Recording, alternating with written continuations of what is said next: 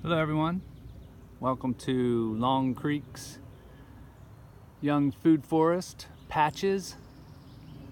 I often break down the concept of the food forest into patches as an easier way to approach the overall concept.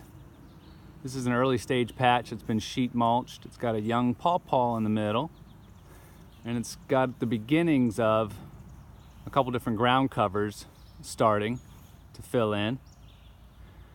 The idea with the patch is that you space your patches about the distance of your mature size tree. If it's small fruit trees, maybe 15 feet. If it's nut trees, 30, 40 feet apart. You can see these patches really nicely because they're full of ground covers.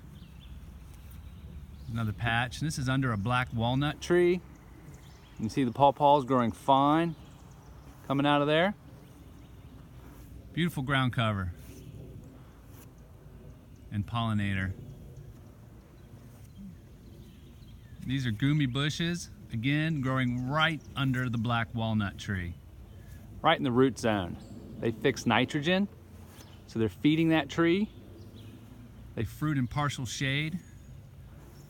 They're delicious. Tough and gnarly. Must be that Russian stock. See the spaced patches, and over time they'll slowly start to grow together. As I add more sheet mulch, the ground cover will take into it, and eventually this whole zone will become more of a multi-layered food forest. But to start with, it's easier to think of it just as patches.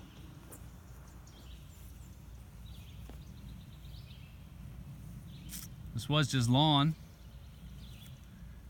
Now you can see it slowly transitioning. I hear people say a lot they don't want to mow anymore.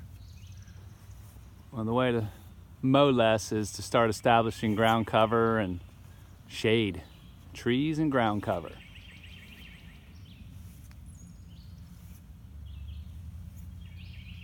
This food forest is maybe 4 years old now, entering its 4th year.